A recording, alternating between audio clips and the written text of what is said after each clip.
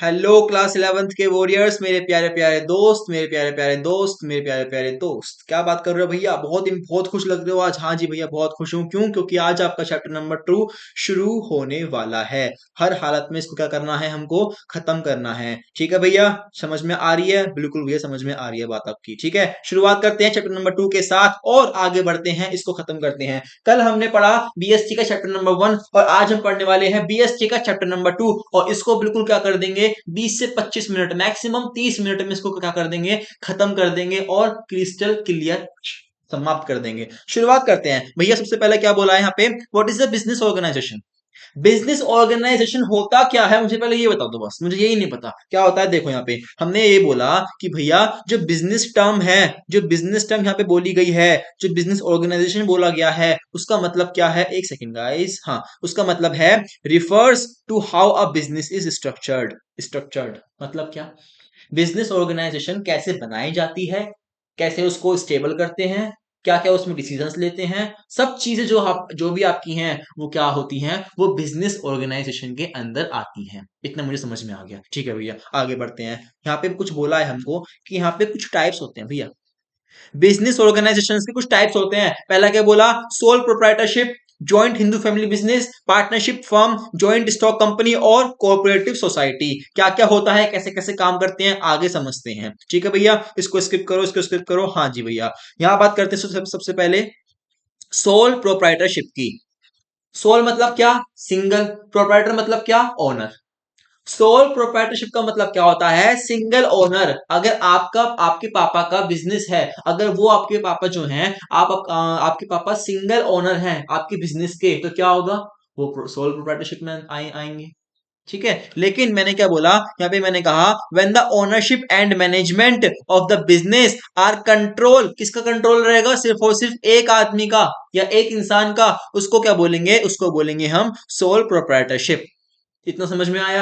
ये तो भैया बचपन से पढ़ते हुए आ रहे हैं, क्या बात कर दिया आपने। ठीक है, आगे बताओ। ये है, देखो, अकेला काम कर रहा है। ये है भैया, पान बना रहे हैं, अकेले काम कर रहे हैं। इसको हम क्या बोलते हैं? इसको बोलते हैं सोल प्रोप्राइटरशिप। ठीक है जी, आगे बढ़ते हैं। इसके कैरेक्टरिस्टिक्स क्या होते हैं? देखो मेरी बात सुन लो।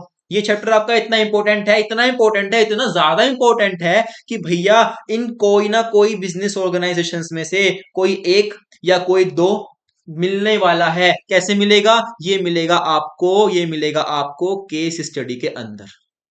ये मिलेगा आपको केस स्टडी के अंदर और ये मिलेगा ही मिलेगा, ये मेरा आपसे दावा है। अगर ये ना मिले ना तो भाई आप जो कहोगे मैं वो कर दूंगा, बता दो। बताओ बस। ठीक है, मेरी बात समझो, मेरी बात मजाक बहुत हो गई। अब मेरी बात सुनो कि आपको इस चैप्टर में से कम दो केस स्टडी एग्जाम में पूछने वाली हैं। ठीक, बिल्कुल आएंगी, ये वाली बात ध्यान रखना। ठीक है भैया, कैरेक्टरिस्टिक्स क्या बोले इसके? जो भैया यहाँ पे हमने पढ़ा ना अभी कि जो ओनर रहेगा वो एक ही रहेगा। पहला कैरेक्टरिस्टिक्स तो यही हो गया। दूसरा क्या? Owner is the manager. Manager भी कौन होगा? ओनर ही होगा। और ओनर ही सारे के सारे पैसे लगाएगा इस बिजनेस के अंदर। क्यों? क्योंकि प्रॉफिट भी कौन ले रहा है? ओनर ले रहा है। तो जब एक जना प्रॉफिट ले रहा है तो एक जना ही क्या करेगा? सारे के सारा कैपिटल इन्वेस्टमेंट उसमें करने वाला होगा। समझ में आ गया भैया? आगे बढ़ते हैं, क्या लिखा है यहाँ पे? The proprietor and business enterprise are the same in the eyes of the law की निगाहों में ये दोनों लोग जो भी है ना वो एक ही है। क्यों? क्योंकि सोल प्रोप्राइटरशिप का हमने यहाँ पे नाम दे दिया है उनको। ठीक है जी, आगे बढ़ते हैं भैया। फायदे क्या होते हैं? देखो फायदे बताओ पहले क्या होते हैं। फायदे सुनो। Advantages of the sole proprietorship. पहला क्या? Easy formation. बहुत दिक्कतों का सामना नहीं करने वाला होता है यहाँ पे कोई भी। अगर आपको आपका बिजनेस खोलना है, अगर आप सिंगल ओनर हो, कोई बात नहीं, पैसा लगाओ, बिजनेस खोलो, कोई दिक्कत नहीं है। तो इजी फॉर्मेशन मैंने यहाँ पे इसको नाम दे चुका हूँ। ब्लर तो नहीं है ना? डन। इसी फॉर्मेशन में इसको यहाँ पे नाम दे चुका हूं। दूसरा क्या? Better control. कंट्रोल बेटर रहेगा। क्यों? क्योंकि आप अकेले हो। ठीक है। दूसरा क्या? Subject to fewer regulations. आप अपनी कुछ रेगुलेशंस को पूरा करने में यहाँ पे प्रॉपर करने वाले हो, उसको फॉलो। ठीक है भैया। Not subject to corporate income tax. ठीक है भैया। Ownership to all profits. मैंने बताया ना, जो भी प्रॉफिट होगा वो आपका ही होगा और किसी का प्रॉफिट नहीं होगा। क्यों? क्योंकि आप सिंगल ओनर हो। ठीक है। ये पीपीटी आपके लिए इतनी इजी तरीके से बनाई गई है ताकि आपको सिंगल सिंगल तरीके से सब कुछ चीजें समझ में आ जाएं और आप अच्छे से रिवाइज कर पाओ। ठीक है। 20 से 25 मिनट का मतलब ये नहीं कि मैं पढ़ के रिवीजन करता रहूं और बात खत्म हो जाए। नहीं, रिवीजन करने का मतलब ये होता है कुछ ऐसी बातें बोल दो कि वो रिवीजन ऐसा हो जाए कि बस मतलब बिल्कुल दिमाग में बस जाए हमारे। ठीक है। तो इसी के साथ हम आते हैं, इसी के साथ हम वीडियो बनाते हैं और आपको समझाते हैं। ठीक है मेरे भाई और मेरी बहन, समझ में आ रहा है प्रॉपर? ठीक है, आगे बढ़ते हैं। अब भैया ये तो आपने हमें बचपन से पढ़ाया है कि जिस चीज के फायदे होते हैं उस चीज के कोई नुकसान भी होते हैं। अभी हमने पढ़े क्या? एडवांटेजेस। अब हम क्या पढ़ेंगे? डिसएडवांटेजेस। भैया इसमें नुकसान भी तो होगा। क्या एक आदमी सब कुछ कर लेगा? नहीं कर सकता, तो वो नुकसान है। क्या नुकसान है बताओ मुझे? पहला क्या? Owner has unlimited liability. Unlimited क्यों भैया? क्यों? क्योंकि वो एक ही इंसान है। अगर बर्तन बिकेंगे तो उसके बिकेंगे, उसको लॉस हो गया तो उसको लॉस को रिकवर करने के लिए उसको अपनी जेवर जायदाद कुछ भी देगा, उसकी गारंटी है। तो इसका मतलब क्या हुआ? उसकी लायबिलिटी क्या हो गई? अनलिमिटेड हो गई है। ठीक है भैया, आगे क्या लिखा है? Difficult to raise capital. भैया अकेला बंदा हूं, कहां से इतना पैसा लेकर आऊंगा? 10 करोड़ का मेरा बिजनेस है। 10 करोड़ छोड़ो, बहुत बड़ी अमाउंट हो गई। 10 लाख रुपए मुझे अपने बिजनेस में लगाने हैं, कहां से लेके आऊंगा? तो बहुत मुश्किल होता है आपको पैसा रेस करने में। क्यों? क्योंकि आप अकेले हो। ठीक है भैया, आगे क्या लिखा है? Business has a limited life. भैया मैं अकेले करने वाला हूं काम, मैं मर गया, बिजनेस बंद, ठप काम। ठीक है, तो उसकी जो लाइफ होती है ना वो बहुत कम होती है। ठीक है, आगे क्या बोला है? Difficult to do business beyond the certain size. मैं औकात से ज्यादा काम नहीं कर पाऊंगा क्योंकि मेरे बस की नहीं है, मैं अकेला बंदा हूं। जितना मुझसे होगा मैं उतना काम करूंगा। ठीक है भैया, आगे क्या बोला है? Next topic. अच्छा, लगा ना इजी? सच बताओ, अगर आपको यहां तक समझ में आया तो कमेंट बॉक्स में बोल दो डन भैया। टॉपिक का नाम लिखो, आगे लिख दो डन। क्या करना है? टॉपिक का नाम आगे लिखो डन, ताकि मुझे समझ में आ जाए कि आप इस टॉपिक तक समझ चुके हो और आपने कहां कहां तक वीडियो देखी है। समझ में आ रहा है? आपको अगर ये पीपीटी चाहिए तो कमेंट बॉक्स में लिख दो पीपीटी। अगर आपको कुछ भी चाहिए, कुछ भी डाउट्स है, एनीथिंग, आपको कुछ भी दिक्कतें हैं, सिंपल क्या करो, कमेंट बॉक्स में आओ और अपनी दिक्कतों को लिखो। इतना एफर्ट करना पड़ेगा। हर चीज मैं अपने मन से नहीं बता सकता कि क्या दिक्कत हो रही है आपको। समझ में आ रहा है? इतना आपको करना पड़ेगा। आओ और यहाँ पे लिख दो कि भैया क्या दिक्कत है। ठीक है भैया, आगे बढ़ते हैं। बहुत जमा भैया, जमा जम के रिवीजन हो रहा है, बढ़िया बेहतरीन तरीके से। दूसरा क्या बोला है? Joint Hindu family business. मेरे दादा का बिजनेस, मेरे पापा का बिजनेस, 100 साल पुराना बिजनेस मेरा पापा करता आ रहा है, मैं भी करूंगा। उसको क्या बोलते हैं? जॉइंट हिंदू फैमिली बिजनेस बोलते हैं। ठीक है, आपने देखा होगा शायद आपके घर में ऐसा होता भी हो कि भाई 50 साल से वो बिजनेस चलता हुआ आ रहा है, 20 साल से वो बिजनेस चलता हुआ आ रहा है, पिछले 100 सालों से। क्या बात कर रहे हो भैया? जब से देश आजाद भी नहीं हुआ, जब से चलता हुआ आ रहा है। 1930 से मेरा ये जो बिजनेस चल रहा है ना पापा का, ये चल रहा है। इसको क्या बोलेंगे? जॉइंट हिंदू फैमिली बिजनेस बोलने वाले हैं भैया। ऐसे क्या बिजनेस होते हैं भैया? बिल्कुल होते हैं। ठीक है, आगे बात करते हैं। क्या? Come into existence as per the Hindu inheritance act of India. ठीक है भैया, आगे बात करते हैं। This forms of business found only in India. ये वाला जो बिजनेस है ये इंडिया में ही पाया जाता है। ठीक है भैया, all members of Hindu undivided family, मतलब जिसको हम HUF बोलते हैं, ऑन द बिजनेस जॉइंटली।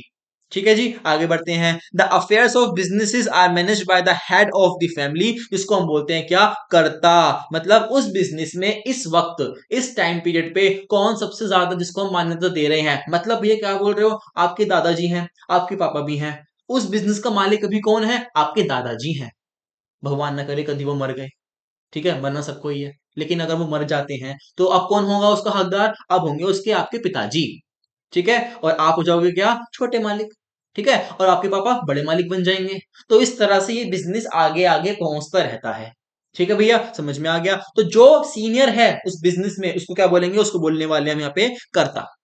ठीक है जी, आगे बोला। क्या बोला हमने? आगे बोला, हाँ, क्या बोला हमने यहाँ पे? जो भैया करता है ना उसकी अनलिमिटेड लायबिलिटी है। किसकी तरह? सोल प्रोप्राइटरशिप की तरह। बिजनेस तो मेरा है, डूब गया, मेरा पैसा भी जाएगा, मेरे पिताजी का पैसा भी जाएगा, मेरे दादाजी का पैसा भी जाएगा। क्यों जाएगा भैया? क्योंकि बिजनेस तो एक का ही है। जाएगा तो सारा कुछ जाएगा। समझ में आ गया? ठीक है भैया, क्यों? देखो बोला भी है यहाँ पे, while all other members have limited liability. जो कर्ता की है ना, जो करता है, जो मेन है, उसका तो सारा का सारा पैसा खत्म। लेकिन जो पापा जी हैं, हो सकता है थोड़ा सा बचा ले। हाँ हाँ, दबा लो दबा लो। ठीक है, जो आप हो, अरे आन दो आन दो। ठीक है, तो क्या होता है? ये होता है किसमें? आपके HUF में।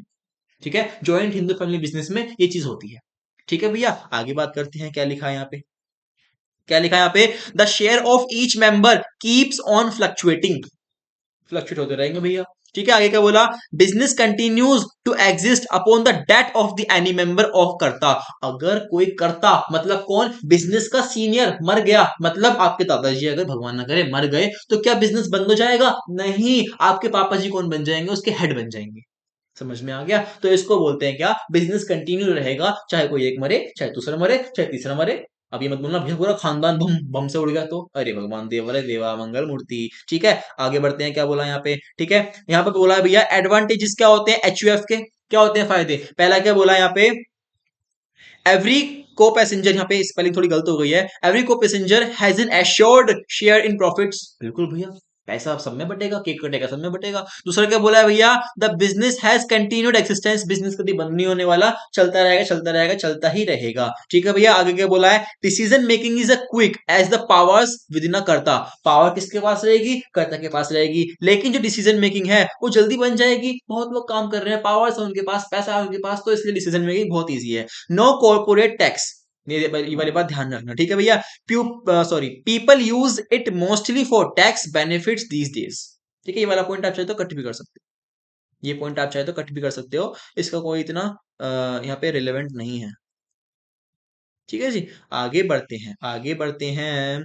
अब भैया आपने बचपन से हमको एक चीज सिखाई है, अगर कोई चीज का फायदा है तो नुकसान भी होगा, बिल्कुल नुकसान है भैया। क्या नुकसान है यहाँ पे, जल्दी जल्दी बता दो। पहला क्या, absolute power in the hands of कर्ता, सारी पावर कर्ता के हाथ में है, क्यों है भाई, अगर उसने कुछ गलत फैसला ले लिया, कंपनी डुबा दी, सब डूबेंगे, पूरा घर डूब जाएगा, क्यों, क्योंकि हिंदू ज्वाइंट फैमिली बिजनेस है।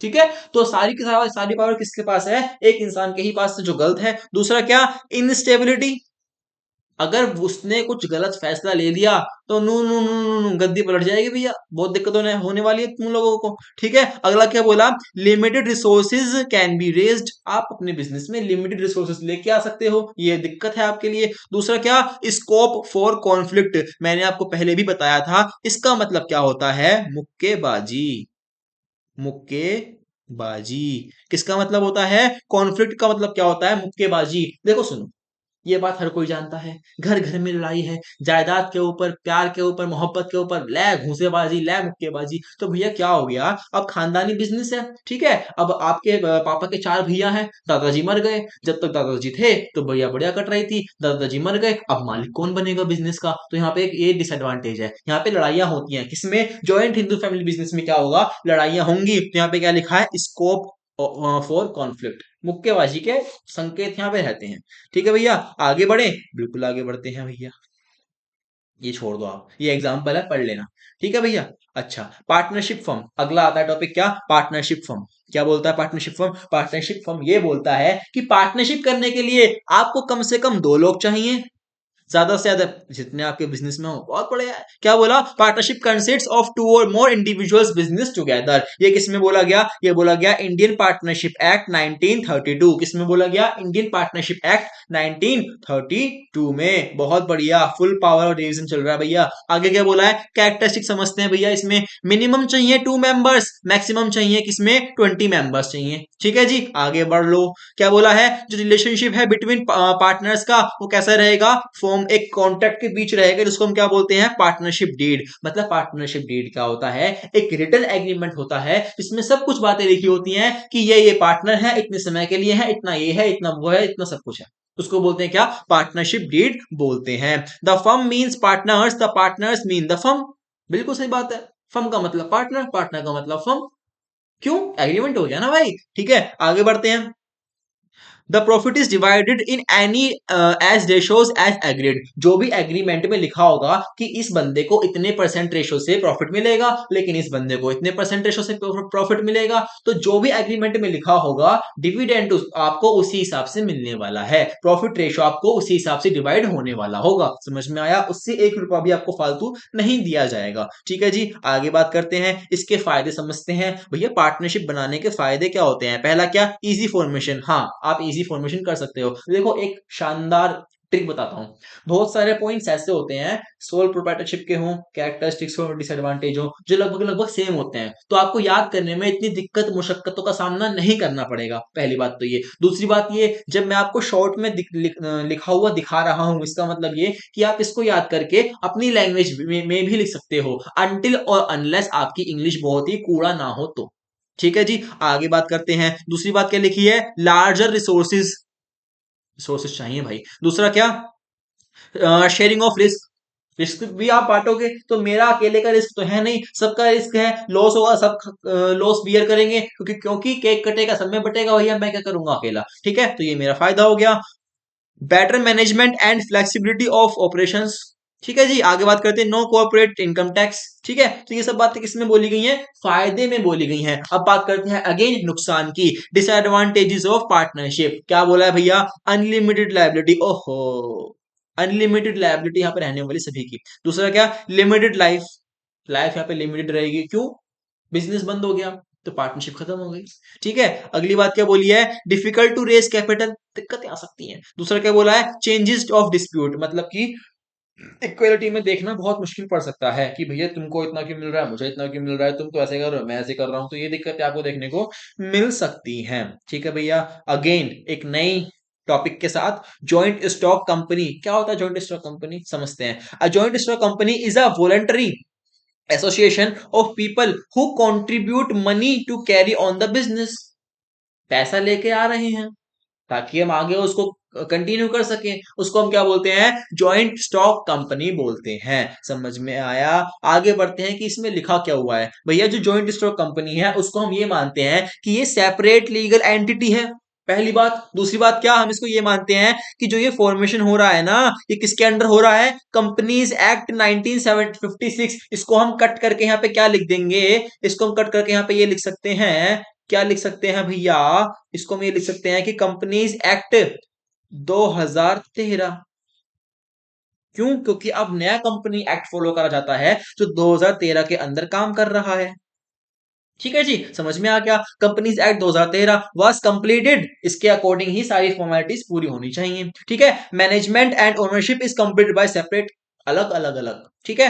अगला क्या बोला है, हम्म, हम्म, क्या बोला है अगला, अच्छा इसको मैं कट कर देता हूं ताकि आपको दिक्कत ना हो देखने में, ठीक है, ठीक है। क्या बोला यहाँ पे, capital is raised through shares which are transferable, बिल्कुल ट्रांसफरेबल होंगे यहाँ पे, ठीक है। जो कौन डिसाइड करेगा, आपकी कंपनी के बोर्ड ऑफ डायरेक्टर्स, जिनको हम शॉर्ट में बोलते हैं बीओडी, ठीक है जी। एक नंबर में पूछता है। अब भैया फटाफट फटाफट तो रिवीजन कर रहे हो, समझ में भी आ रहा है, फुल पावर रिवीजन चल रहा है। अब इसका आप मुझे बताओ फायदे क्या होते हैं, कॉर्पोरेशन के फायदे क्या होते हैं, जॉइंट स्टॉक कंपनी के फायदे होते क्या है। पहला क्या, limited liability of the share holders और प्रोमोटर्स की लिमिटेड लायबिलिटी यहाँ पे रहने वाली है, ठीक है, कोई दिक्कत वाली परेशानी ही नहीं है। दूसरा क्या बोला है, it can be easily raise capital, क्यों भैया, अपनी कंपनी के स्टॉक बेच दो, लोगों को पैसा आ जाएगा, फंड रेज हो जाएगा, कैपिटल हो जाएगा रेज, ठीक है।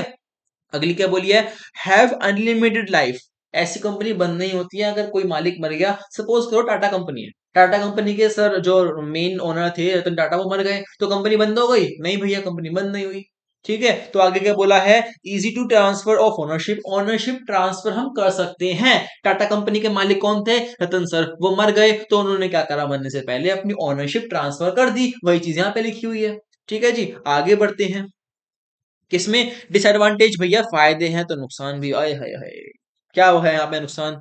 पहला क्या, फॉर्मेशन इज नॉट इजी, यहाँ पे फॉर्मेशन इजी नहीं होता, बहुत सारी legal formalities, policies, rules regulations, authority, responsibilities, discipline, बहुत चीजें हैं जो आपको फॉलो करनी पड़ती हैं इसको पूरा करने के लिए। अगली बात क्या बोली है, एक्सेसिव गवर्नमेंट रेगुलेशंस करना पड़ता है, क्या करें भैया, subject to corporate tax and dividend tax, double taxation देना पड़ेगा, क्यों, क्योंकि पहला ये वाला हो गया दूसरा ये वाला हो गया, डबल डबल टैक्स पे करना पड़ेगा। दूसरा क्या हुआ भैया, पॉलिसी बनने में देरी हो गई, अरे बाप रे कहां भाग रहे हैं भैया, पॉलिसी बनने में देरी हो गई। दूसरा क्या, कंट्रोल कर रहा है कौन, ग्रुप कर रहा है, मैं अकेला कर नहीं रहा तो मैं क्या करूं, ग्रुप है कुछ भी कर सकता है, ठीक है, फालतू बात नहीं करने के। आगे क्या बोला है यहाँ पे भैया, दो टाइप्स के कॉर्पोरेशन होते हैं, कॉर्पोरेशन हमने पढ़ी अभी ऊपर ऊपर क्या पढ़ा, कॉर्पोरेशन होता है, लेकिन वो होते हैं दो तरह के। पहला क्या बोला भैया, प्राइवेट कंपनी, पहला क्या बोला, प्राइवेट कंपनी। दूसरा क्या बोला भैया, पब्लिक कंपनी। समझते हैं एक एक करके क्या होता है इसमें। भैया प्राइवेट कंपनी, जिसमें क्या होता है, कुछ ही लोग काम करते हैं, कितने लोग काम करते हैं भैया, मिनिमम तो हुए दो, और मैक्सिमम कितने हुए 200, इसको कट कर दो, मैक्सिमम कितने हुए 200,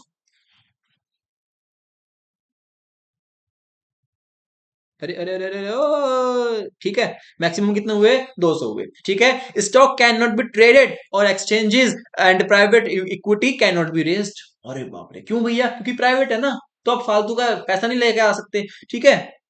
ओके भैया, लेस रेगुलेशंस को फॉलो करना पड़ता है as compare to public companies. Public companies में भैया बहुत मसला है भैया, बहुत मसला है। ठीक है, कैसे भैया, क्या क्या मसले हैं समझा दो मुझे भी फटाफट से। पब्लिक कंपनी में ये बोला है कि जो stocks are held by the large number of people, public company है, कोई भी आ सकता है, कोई भी जा सकता है। ठीक है, हर किसी का एग्जिस्टेंस यहाँ पे चलता रहेगा। पब्लिक कंपनी है भैया, तो बहुत लोग काम करते हैं। दूसरा क्या बोला यहाँ पे, पब्लिक कंपनी को रन करने के लिए कम से कम आपको चाहिए 7 लोग, लेकिन मैक्सिमम कोई लिमिट ही नहीं है, आप कितने भी लेके आ सकते हो। ठीक है भैया, ये वाली बात ऊपर वाली लिखी गई है, इसको आप खुद रीड आउट कर लेना। अच्छा, यहाँ पे क्या बोला है, सेपरेट लीगल एंटिटी होती है, बिल्कुल ओनरशिप और मैनेजमेंट की सेपरेट होती है इनकी, और मोर डिफिकल्ट होता है आपको सेटअप करने में, एडमिनिस्ट्रेट करने में। ठीक है जी, एडिशनल फिलिंग रिक्वायरमेंट्स बहुत जरूरी होती हैं, जो आपको करनी ही पड़ती हैं। अगर आप ये नहीं करोगे तो योर बिजनेस इज ठप। समझ में आया? आगे बात करते हैं। ठीक है जी, यहाँ पे लिखा हुआ भी है जो मैंने ऊपर बोला था, कॉर्पोरेशन, और उसके बाद क्या आता है हमारा, कोऑपरेटिव सोसाइटी। क्या आता है भैया, कोऑपरेटिव सोसाइटी। ठीक है, देखो बहुत इंपॉर्टेंट टॉपिक है, मैं एंड में समझाऊंगा इसमें से क्या क्या आ सकता है, तो वीडियो को एंड तक देखना और समझना। क्या बोला यहाँ पे, it is the voluntary association of the people और business to achieve an economic goal with social perspective. मतलब भैया क्या हुआ, यहाँ पे बिजनेस तो है, करने के लिए बिजनेस है, लेकिन बिजनेस के साथ साथ यहाँ पे हम लोगों के लिए सोशल वेलफेयर का भी काम करने वाले हैं। किसके अंदर, कोऑपरेटिव सोसाइटी के अंदर। क्या बोला भैया, दोबारा रिपीट करा दो, ले बेटे ओम्फो दोबारा सुन मेरी बात। क्या लिखा है यहाँ पे, it is the voluntary association of the people. यहाँ पे वॉलंटरी एसोसिएशन होने वाला है पीपल्स का और बिजनेसेस का, ताकि हम इकोनॉमिक गोल को भी अचीव कर सकें और सोशल पर्सपेक्टिव का ध्यान को रखते हुए। समझ में आया? जैसे भैया आपके पास अमूल है, अमूल ने क्या बोला, देखो लाइन, देखो लाइन, हाँ लाइन देखो, क्या बोला, the taste of India, the taste of India. Same strategy follow कौन करता है, टाटा भैया। क्या बोलता है, आप कभी उसका देखना एड, टाटा सोल्ट, उसमें क्या लिखा होता है, टाटा सोल्ट, देश का नमक। तो ये देश को ऐसे कर करके पागल बना रहे हैं। ठीक है, अल्टीमेटली सेल कर रहे हैं। ठीक है भैया, आगे बात करते हैं। क्या फायदे होते हैं इसके, मतलब कैरेक्टरिस्टिक्स क्या होते हैं इसके, पहले वो पढ़ लेते हैं। पहला क्या है, वॉलंटरी एसोसिएशन है, बिल्कुल भैया। इसको रन करने के लिए मिनिमम चाहिए 10 लोग और मैक्सिमम की कोई लिमिट ही नहीं है, बिल्कुल समझ में आ गया भैया। आगे क्या लिखा है, जो रजिस्ट्रेशन होगा कोऑपरेटिव का, वो बहुत जरूरी होगा। किस एक्ट के अंदर, कंपनीज एक्ट, चाटा मार दूंगा, किस एक्ट के अंदर, कोऑपरेटिव सोसाइटी एक्ट के अंदर उसका रजिस्ट्रेशन करना बहुत मैंडेटरी होने वाला है। ठीक है जी, क्योंकि इसके ही बाद आप कंपनी को रन कर सकते हो और अपना जो सेल परचेज का काम है आप उसको कर सकते हो। ठीक है जी, अब सुनते हैं फायदे भैया। फायदे क्या है इसके, बहुत जल्दी बता दो। एडवांटेजेस क्या है भैया, कोऑपरेटिव सोसाइटी के फायदे क्या है, पहला क्या, इजी फॉर्मेशन, बहुत इजी है बनाना। दूसरा क्या, लिमिटेड लाइबिलिटी होती है। तीसरा क्या, स्टेबिलिटी होती है। चौथा क्या, डेमोक्रेटिक डेमोक्रेटिक मैनेजमेंट होता है। मतलब क्या, मेरा डेमोक्रेटिक मैनेजमेंट रहेगा, मैं जो चाहे वो चेंज कर सकता हूँ चीजों को, डेमोक्रेटिक रहेगा। ठीक है, लोग जो चाहे वो सजेस्ट कर सकते हैं मुझको, तो मैं उसके अकॉर्डिंग चेंज कर दूंगा। ठीक है, समझ में आया? दूसरा क्या होगा, मतलब नेक्स्ट क्या होगा, यहाँ पे बोलेंगे स्टेट असिस्टेंट। हर स्टेट के लिए हो सकता है कुछ कुछ रूल्स रेगुलेशंस हो, कुछ कुछ मैंडेटरी फॉर्मेलिटीज हो, वो चीज यहाँ पे मैं करने वाला हूँ। ठीक है जी, आगे बढ़ते हैं। नुकसान की बात कर लो भैया। डिसएडवांटेजेस क्या होने वाले हैं, पहला क्या, पॉसिबिलिटी ऑफ कॉन्फ्लिक्ट, मुक्केबाजी हो सकती है यहाँ पे। ठीक है, दूसरा क्या, लॉन्ग डिसीजन मेकिंग प्रोसेस, हो सकता है कभी कभी कभी कभी डिसीजन लेने में बहुत लंबा टाइम लग गया, बहुत दिक्कतें आ रही हैं, तो इसको क्या बोलेंगे, डिसएडवांटेज बोलने वाले हैं। अगला क्या बोला, नॉट इनफ कैपिटल, भैया पैसा ही नहीं है डिसीजन लेने के लिए, रूल्स को बनाने के लिए, आगे काम करने के लिए। क्यों, पैसा क्यों नहीं है भैया, अमूल जैसी कंपनी के पास पैसे नहीं है। मैंने क्या बोला था, ध्यान से सुनना, मैंने बोला था यहाँ पे क्या हो रहा है, यहाँ पे क्या हो रहा है, यहाँ पे ये देख लो वर्ड, ये वाला, ये बहुत खतरनाक वर्ड है, ये बहुत खतरनाक वर्ड है। सोशल पर्सपेक्टिव और इकोनॉमिक गोल का भी ध्यान रख रहे हैं, और जब हम किसी के सोशल वेलफेयर के बारे में सोचते हैं, किसी इकोनॉमिक गोल के बारे में सोचते हैं, तो शायद हमारे पास थोड़ा कम प्रॉफिट आता है। ठीक है, तो इसीलिए यहाँ पे क्या था, यहाँ पे ये दिक्कत थी कि हम यहाँ पे कम पैसा रेस कर पा रहे हैं। क्यों, प्रॉफिट ही कम हो रहा है तो पैसा रेस कम होगा। समझ में आया? तो आपका चैप्टर नंबर 2 बीएसटी का क्लास 11th वालों जोरों शोरों से हो चुका है समाप्त। फुल पावर रिवीजन हुआ, फुल पावर, मजा आ गया भैया, बहुत ही बढ़िया पढ़ाया आपने, क्या बात है। Love you too guys, okay thank you so much. ठीक है, तो इसी के साथ मिलते हैं कल एक नए लेक्चर के साथ, चैप्टर नंबर 3 के साथ, और आगे शुरुआत करेंगे अपनी इस कंटिन्यू को सीरीज करेंगे, सीरीज को कंटिन्यू करेंगे और आगे मिलेंगे। Thank you guys. अगर आपको ये लेक्चर समझ में आया, अगर आपको प्रॉपर चीजें समझ में आ गई हैं, तो अपने दोस्तों के साथ शेयर करो, उनकी भी हेल्प करो, क्योंकि जो आप यूनिवर्स को दोगे यूनिवर्स आपको देगा। ठीक है, जो आप लोगों के लिए करोगे लोग कभी ना कभी आपके लिए करेंगे। ठीक है, तो इसको शेयर करो, आगे इसको स्प्रेड कर दो, ठीक है, फैला दो बिल्कुल। और सब्सक्राइब करके जो भी आपके डाउट्स हैं, जो भी डाउट्स हैं, कुछ भी बातें करनी है इनफैक्ट मुझसे, तो कमेंट बॉक्स में आओ और मौज मस्ती करके जाओ। ठीक है भैया, आगे बढ़ते हैं और खत्म करते हैं इस चैप्टर को। ठीक, मतलब खत्म तो हो ही गया ऑलमोस्ट, बाय बोलते हैं आपको। Okay bye guys, love you all, thank you so much, bye.